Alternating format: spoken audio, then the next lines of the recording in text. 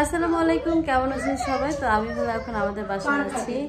তো আমি তো দেখছেনি যে পিঠা বানাইছিলাম, তো সেই পিঠা হলো অল্প একটু নিয়ে আসছি। মানে পিঠা একটু বেশি আছে, মানে পিঠা তো আনতে পারি না, গোলা নিয়ে এসেছি, কারণ পিঠা ওইটা গরম গরম না খেলে ভালো লাগে না। গোলা আর হলো মাংস এই নিয়ে আসছি। তো এখন আবার চইলাও যাবো, কারণ রাত অনেক হয়ে গেছে। এই যে আমার মা হইলো ফোনে কথা বলতেছে। হ্যাঁ, আমিও যেমন আমার বাবিরে জ্ঞান দিই, আমার মাও হ্যার বাবিরে জ্ঞান দিতেছে। ননদ গো কামি মনে হয় জ্ঞান দেওয়া। হ্যাঁ,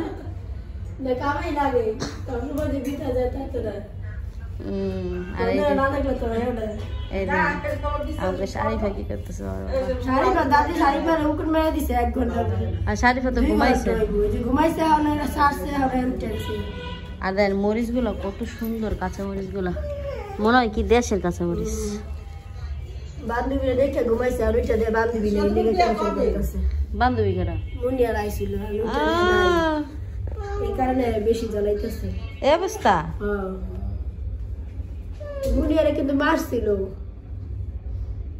পরে মুনিয়ারে মারছিল, সারা ভাতে আবার খুব মাইরা দিছে। ওই যে কি জানো কয়, কাপড় চোপড় যেগুলো নিয়ে এসে এক ব্যাগ লইছে, আর আরেক ব্যাগ রয়েছে।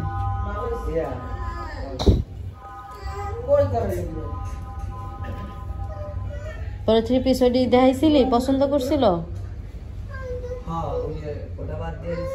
লালটা, মেজেন্ডা কালারটা।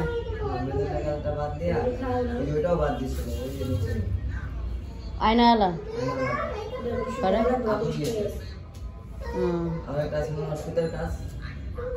বুকের দেয়া। হ্যাঁ,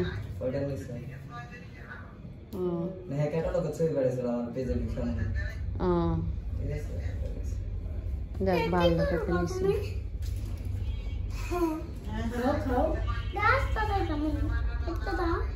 কাটাই তো ফুপি কেটে রেখেছে তোমার সুবিধার্থে।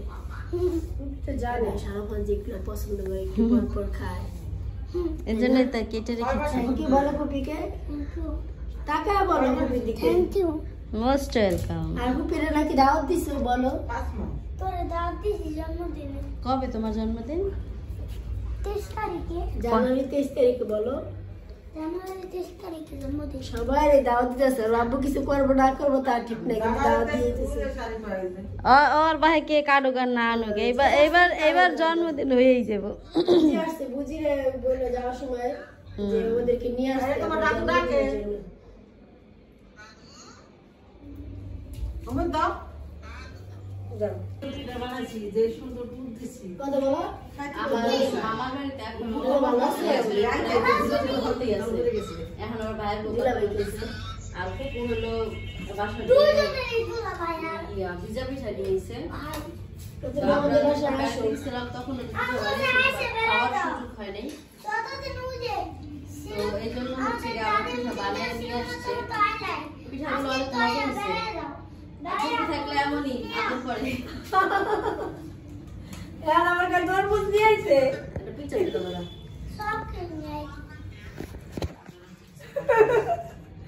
বাপের মতন খেলে একটু খালি আনতে কয়, কি অভ্যাস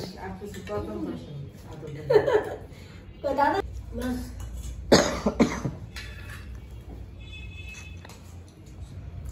কেমন আছেন?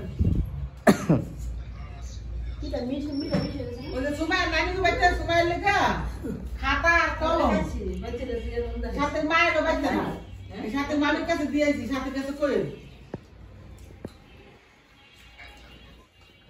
খাতা কলম, 10টা খাতা আর 7টা কলম।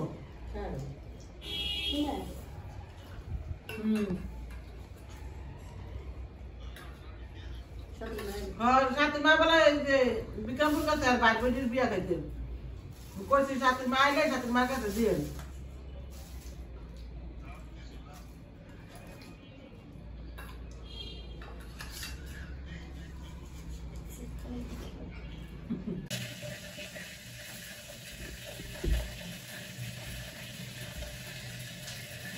রান্নাঘরের অবস্থা মোটামুটি অনেক খারাপ, রান্না করতে হবে, আবার হচ্ছে এগুলো সব পরিষ্কার করতে হবে। তো গাছগুলো আমি তো মারা খেতে আসছি, এখন এগুলো সব পরিষ্কার করবো। আমি আজকে পায়ের মধ্যে প্রেশার দিচ্ছে তো, যার জন্য পায়ের ব্যথাটা বাইরে গেছে। আমার ধর্ম থেকে একদম বেশি খাইনি, এখন প্রচুর পেন করতেছে পা, যেটা আমি বাসায় বইটা প্রকাশ করতে পারবো না, আমার দাঁড়াইতে কষ্ট দিচ্ছে, এত ব্যথা করতেছে।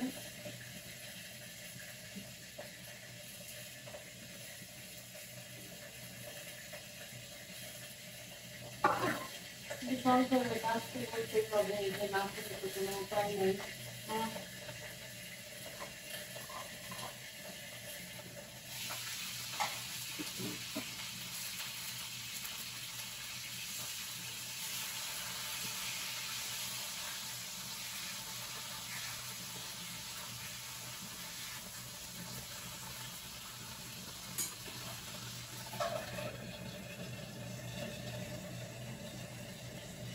তো এখানে হলো ভাত বসাইছি, আর এখানে হচ্ছে টমেটো সিদ্ধ হইতে দিচ্ছি আর কি। আমি ভাজতেছি টমেটো, আমি এটা ভর্তা বানাবো, আমি এইভাবে ভর্তা বানাই। গতকালকে রাত্রেও ভর্তা বানাই খাইছিলাম। আর সারাদিন যেহেতু পিঠাটার উপরে ছিলাম, এখন আর মানে অন্য রকম মানে তরকারি রান্না করতে ইচ্ছে করতেছে না, তো ভাবলাম টমেটোর ভর্তা করে ভাত খেয়ে নিই। আর সেও যেহেতু টমেটো ভর্তাটা পছন্দ করে, এই জন্য আরো বিশেষ করে করা। আর আমার এগুলো করতে অনেক সময় লাগবে, জানি না কত সময় লাগছে, কিন্তু অনেক সময় লাগবে এতটুকু জানি। আমি বলতে শেষ করতে পারবে সেটা আমি জানি না, কারণ আমার ব্যথা করতেছে পা। এত ব্যথা করবো এটা জানলাম, ঘর মুছতে পেতাম না। আর ঘর না মুছেও কোনো উপায় ছিল না, কারণ ঘরের ভিতরে ঘরের যে টাইলস গুলা, ওগুলো একদম মানে আমার তো ঘরের সাদা টাইপ, এগুলো একদম কালো হয়ে গেছে। দেখে বুঝা যেতেছিল যে উপরটা ময়লা পইরা একদম হয়ে গেছে, যার জন্য আমি বাধ্যতামূলক একটু করছি। কিন্তু এখন পইরা তো নিজের অবস্থা খারাপ হয়ে গেছে, তারাই তো কষ্ট হচ্ছে আমার।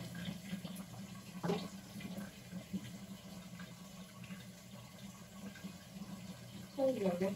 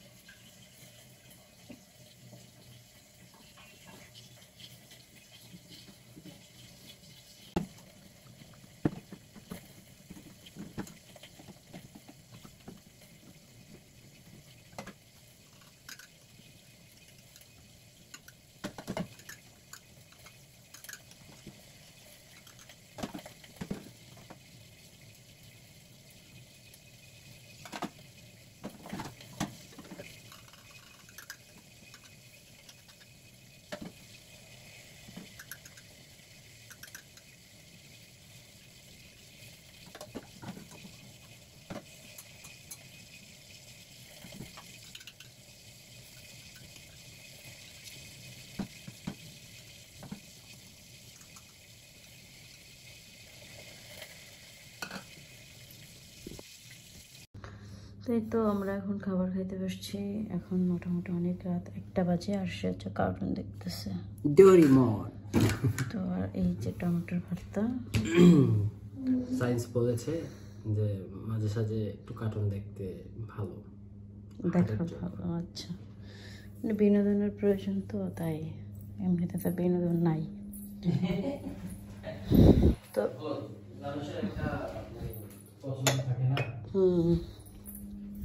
অনেকদিন হয়ে গেছে ডোরেমন কার্টুনটা দেখি না, চিন্তা করলাম যে একটু দেখা যাক।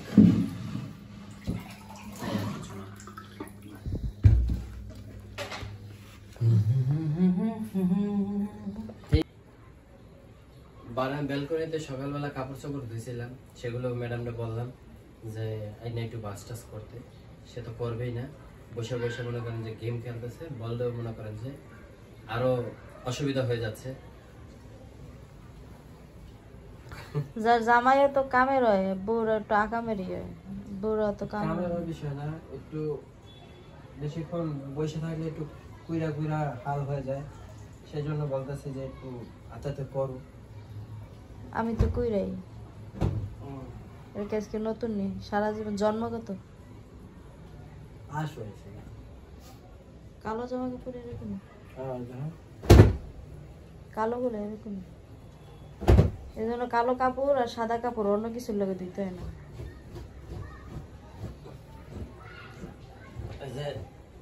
ই পরে গেছে কালো কাপড় পরা মজা, যে তুমি যেটি পরে রইছো না এডি, কোনো কিছু আশ নাই, কোনো ই নাই। না কি কইছ আস নাই দেখো আশ কই, এই যে দেখো ধুইলে এখন আশ থাকে না তো। বিজানি দেখো তো একটু লাগছে না, সব শুকাই গেছে, আজকে তো অনেক রোদ মোটামুটি। আর সে হইলো ওই দেখেন চাদর চেঞ্জ করে একটার পর একটা, মানে বিছানার চাদর নয়, যে গায়ে দেওয়ার চাদর।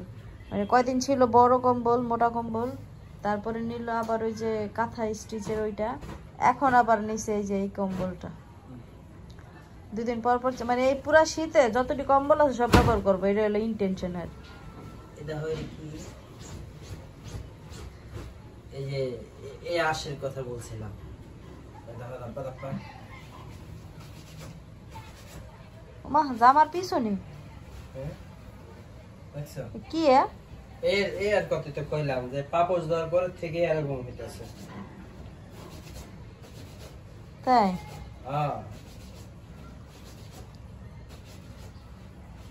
মনে হইতেছে যে ধুই নাই, আদোয়াই লাগতেছে, হ্যাঁ আর ময়লা হয়েছে। দেখো দেখো তো আমার শ্বশুর হচ্ছে এখন চলে গেল, তো সে যাওয়ার পর হচ্ছে উনি আবার কাজে লেগে পড়ছে। আমাদের বিছানার যে চাদরগুলো ছিল সেগুলো মানে ধোয়ার জন্য ওয়াশিং মেশিনে দিয়ে দিতেছে। ওয়াশিং মেশিনে দেওয়ার জন্য আরও অনেক কাপড় আছে যেগুলো হচ্ছে এখনও আমরা ধুই নাই। আর প্লাস হচ্ছে আমাদের বাসা থেকেও কতগুলো কাপড় নিয়ে আসছি, তার কারণ হলে এই বাসা চেঞ্জ করার চক্করে অনেক কাপড় জমে গেছে ভাবির। তো ভাবির মানে পুরো সংসার নিয়ে বাচ্চা কাচ্চা নিয়ে সব কাজ সামলায় এতগুলো কাপড় মানে ধুইতে গেলে রোদের, প্রথমত রোদ দেওয়ার জায়গা নেই, দ্বিতীয়ত হচ্ছে কি অসুস্থ হয়ে পড়বে। কমেন্ট করছিল, ভালোভাবেই কমেন্ট করছিল, কমেন্ট বলতে চাচ্ছি না, তারপর না বলে পারি না। সবাই বলতেছে আপনি মেশিন কেনার আগে কি তারা কাপড় চোপড় ধুইয়া পরে নাই? না পরছে, পরবো না কেন, এমন না যে তারা আমার জোর করে দিছে, আমরাই নিয়ে আসছি যে এতগুলা কাপড় ধুইয়া অসুস্থ হওয়ার দরকার কি আছে, যেহেতু ধুইয়া দিই।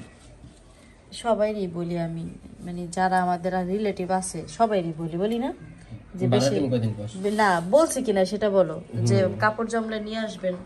হ্যাঁ সেটাই তো বললাম, কদিন পর ভাড়া দেব। ভাড়াটার বিষয় না, আমি সবাই বলি এই গুঁড়া সাবানো হবে না, আর একটু লাগবে। গুঁড়া সাবান দেওয়ার কিন্তু কভার আছে, হ্যাঁ এই যে এইখানে, তো এইখানে হচ্ছে সে দেয় না, সে ডাইরেক্ট দিয়ে দেয়। এখানে দিছিলাম, এখানে দেওয়ার পরে ওই কাপড়ের উপরে একটা ধাপা ধাপা পরে থাকে। আচ্ছা ট্রাই করতেছি এইভাবে দিয়া, যে বক্সে না দিলে যদি ই হয়, কি হয় ওই ধাপাটা যদি না থাকে আচ্ছা তাহলে এইভাবে দিব।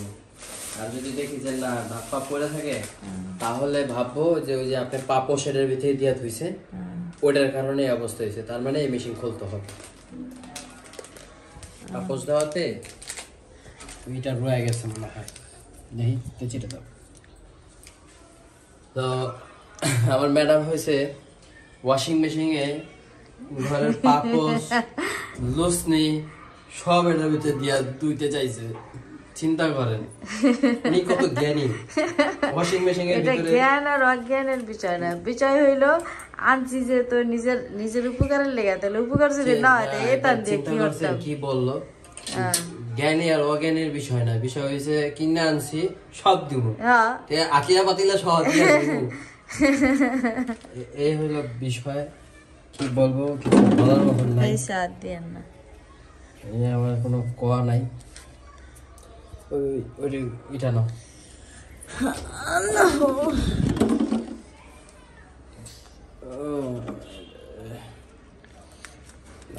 কথাবার্তা হলে কি যে বাল্টে হে। ওয়াশিং মেশিন কিনছে লুসলি এরপরে আচ্ছা এমন এমন ট্যালেন্টেড বই কই দেখছো কও না আমার লাইফে দেখি তাইলে আবার এত ট্যালেন্টেড মানুষ আছে ওয়াশিং মেশিনের উস্তি দেয় ওয়াশিং মেশিনে পাপোশ দেয় যারা এই মেশিং বানাইছিল হেরাও চিন্তা করবো হারাও এটা চিন্তা করবো না তাইলে এইটা ধরে যে এটা করা যায় কাকু কাছে ওয়াশিং মেশিন বেচছে আমার মেশিং এর দাম মান সম্মান সব শেষ করে ফেললো তারা এটা মুখ কই ওই যে মুখা আরেকটা আছে না ওটা কেটে দিতে হইব তো বিসমিল্লাহির রহমানির রহিম শুরু করে দিলাম খুবই সওয়াবের কাম করতেছে শুনছেন আপনারা একবার কথা